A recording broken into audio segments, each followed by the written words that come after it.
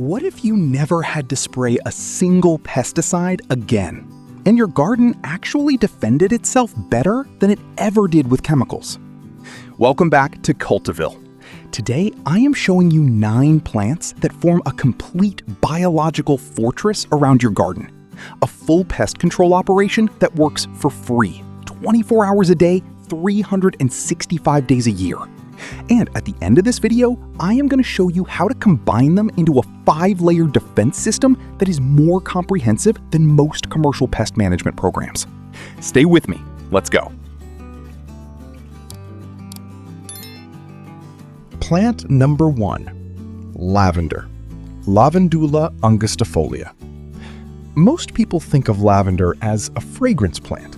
What they do not know is that to insects, moths, fleas, flies, and mosquitoes, that same fragrance is a sensory assault. Here is the science. Lavender's primary compounds, linalool and linaloyl acetate, are stored in microscopic glandular hairs across every surface of the plant. When flying pests encounter these volatile oils, their olfactory receptors are physically overwhelmed. Their navigation systems shut down. They cannot locate your crops. They veer away before they even get close. But here is the thing about lavender's defensive power. One plant is not enough. The concentration needs to be sustained across a meaningful area to create a real barrier. Pro tip: never plant lavender as isolated specimens for pest control. Instead, plant in clusters of 3, spaced 18 inches apart. This creates a continuous, high-output aromatic wall that is exponentially more powerful than single plants scattered around the garden. And when you prune in autumn, never cut back to the woody base. Always leave at least 1/3 of the green growth to protect the crown through winter. Plant number 2, catmint, Nepeta spp. I need to share a statistic that genuinely stopped me the first time I read it. Researchers at Iowa State University found that nepentolactone, the active compound in catmint, is 10 times more effective at repelling mosquitoes than DEET. 10 times! The synthetic chemical in commercial bug spray. And it is sitting inside a garden plant that is also beautiful, drought-tolerant, and long-blooming. Here is the mechanism. Nepentolactone does not just smell bad to insects. It mimics the specific warning pheromone that many insects, aphids, Japanese beetles, flea beetles, squash bugs, use to signal immediate danger to their own kind. When they detect it, survival instinct takes over. They do not just avoid the plant, they flee the entire zone. Hardy in zones 3 through 8, and one of the toughest plants on this entire list. Pro tip: after the first bloom in early summer, cut the plant back by half. The second flush of growth that follows contains the highest concentration of nepentolactone of the entire season. You're not just getting a second bloom, you are activating peak pest-repelling power exactly when summer heat brings the insect pressure to its maximum. Plant number 3, yarrow, Achillea millefolium. The name Achillea comes from Achilles, the Greek hero who reportedly used yarrow to treat the wounds of his soldiers on the battlefield. In your garden, that warrior energy is very much alive. Yarrow runs a dual operation. Its feathery foliage releases camphor and borneol, compounds that directly repel aphids and soft-bodied pests on contact. But at the same time, those flat-topped flower clusters, called corymbs, are perfectly engineered landing platforms for parasitic wasps, hoverflies, and lacewings, the elite hunters of the insect world. Let me put the lacewing in perspective. A single larva can consume 200 aphids in 1 week. 200! And yarrow brings them in and keeps them patrolling your garden continuously. You are not just repelling pests, you are recruiting an army to hunt them. Hardy in zones 3 through 9. Pro tip: yarrow performs better in poor, lean soil. Over-fertilizing makes it tall, floppy, and dramatically reduces its aromatic potency, which is the very thing that makes it effective. And choose white or yellow varieties specifically. Research shows these attract the widest range of beneficial insects. pink and red varieties are less effective at recruitment.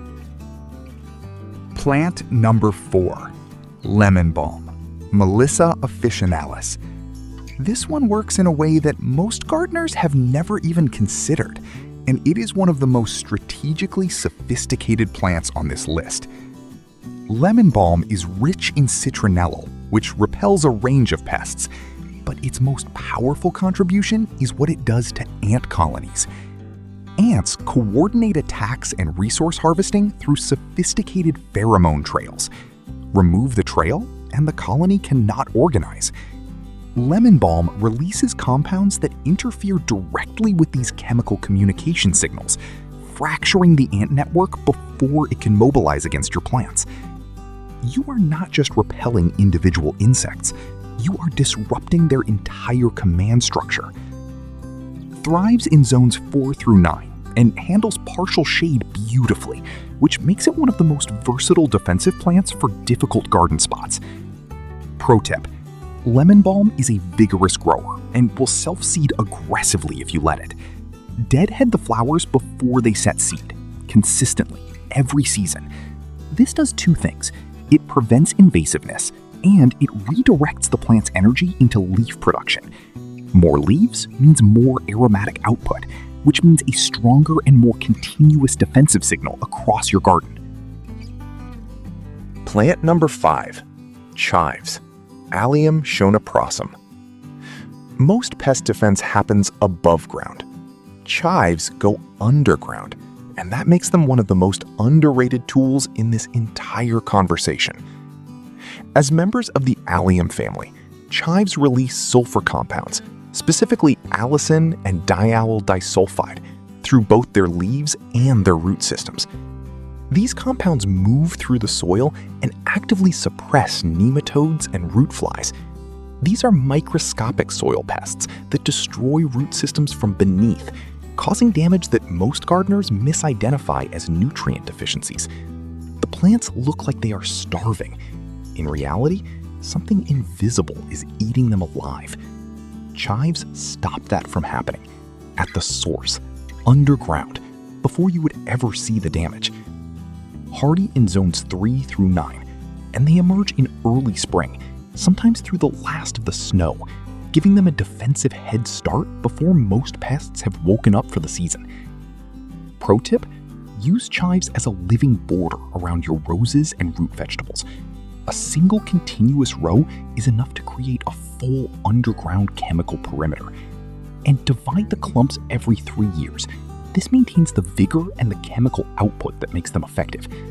A mature, divided chive border is one of the most low-maintenance defensive assets you can own.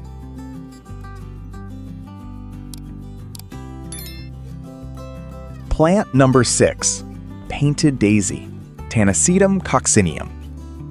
The pesticide industry built an entire product category around what this plant produces naturally, and the living version is safer, smarter, and self-renewing. Painted daisy is the original biological source of pyrethrins, the active compounds used as the foundation for many commercial insecticides. But here is the critical difference between the spray and the plant. Bottled pyrethrin is concentrated, applied in mass quantities, and can cause significant environmental disruption. The living painted daisy releases pyrethrins gradually and continuously, at a concentration that targets thrips, spider mites, and whiteflies, without harming the bees and butterflies visiting the blooms. It is a timed-release, self-regulating, ecosystem-safe insecticide that you grow rather than buy. And it is visually spectacular. Bold daisy flowers in crimson, pink, and white on upright stems. Hardy in zones 3 through 7. Pro tip: pyrethrin levels in the plant are at their absolute peak when the flowers are in the half-open bud stage, just before full bloom. During this window, gently brush the foliage and flower heads as you walk past. You are releasing a concentrated burst of defensive chemistry into the surrounding air on demand. Time your garden walks accordingly. Plant number 7, rosemary, Salvia rosmarinus. Rosemary is the tactician of this list. It does not just repel pests from the plant itself, It intercepts them before they ever reach your garden. Rosemary's defense is powered by a high-octane blend of camphor, cineol, and alpha-pinene, compounds that are highly effective against cabbage moths and bean beetles. And the tactical genius of rosemary is in how you position it. Pests navigate into gardens on air currents. By planting rosemary on the upwind side of your vegetable beds, you allow the prevailing wind to carry its repellent chemistry across the entire growing area before pests arrive. You are coating the air they fly through with a chemical barrier they cannot penetrate. Perennial in zones 7 through 11. In colder zones, overwinter it indoors. Pro tip: never cut rosemary back into old, brown, woody growth. Unlike many perennials, it cannot regenerate from bare stems. Always prune within the green growth only. And the upwind positioning is not optional, it is the entire strategy. Plant it in the wrong spot and you lose most of its defensive value. Spend 5 minutes identifying your prevailing wind direction before you dig a single hole. Plant number 8, tansy, Tanacetum vulgare. Tansy is the nuclear option of biological pest control, and I use that phrase deliberately. It deploys a potent trio of compounds, thujone, camphor, and borneol, making it the most powerful broad-spectrum repellent on this entire list. In colonial America, tansy was the primary defense against pests. It was rubbed onto meat to repel flies. It was packed around doorways to stop ant infestations.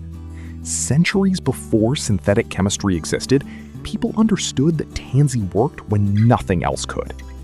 In the modern garden, it creates a chemical barrier against crawling pests, ants, beetles, and ground-level insects that is simply without equal among natural options.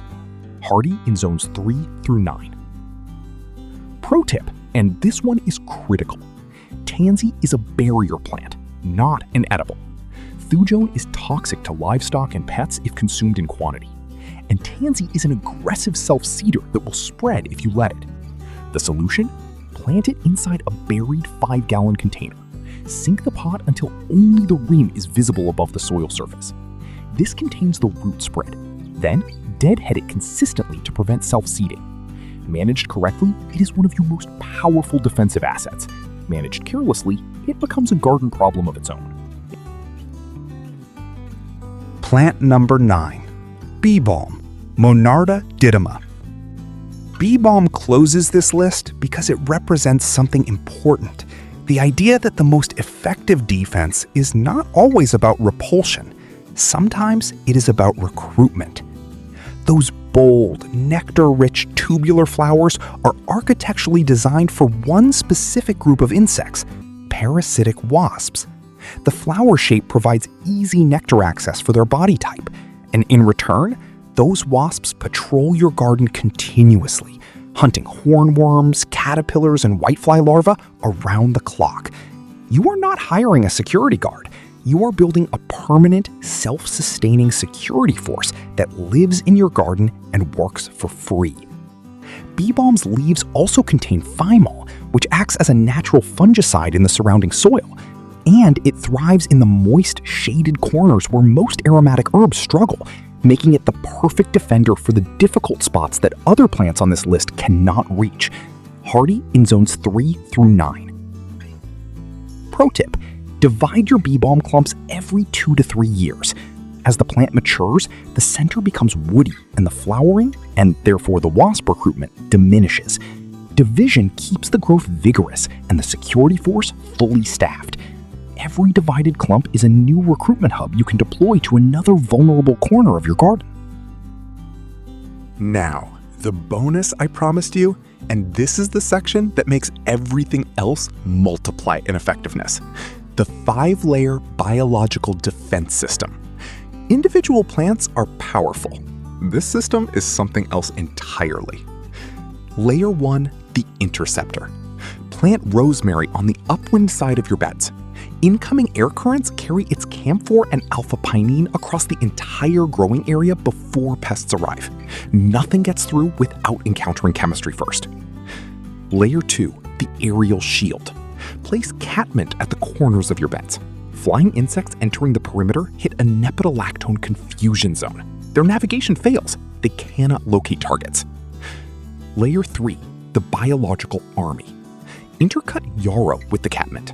Lacewings and parasitic wasps arrive and begin hunting. Any pest that makes it past the first 2 layers meets an active predator patrol. Layer 4, the ground guard. Position tansy at the back or corners of the beds. Thujone broadcasts at ground level, creating a chemical deterrent for ants and crawling beetles trying to enter from below. Layer 5, the subterranean sentinel. Run chives as a continuous border. Underground, Allison suppresses nematodes and root-level threats. Nothing gets through the soil either.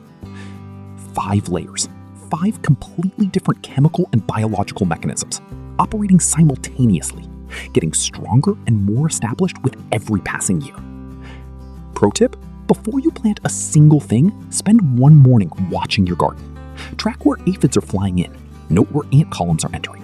The point of greatest pest pressure is where you anchor catmint first, because that is your most vulnerable entry point, and that is where the aerial shield needs to be most concentrated.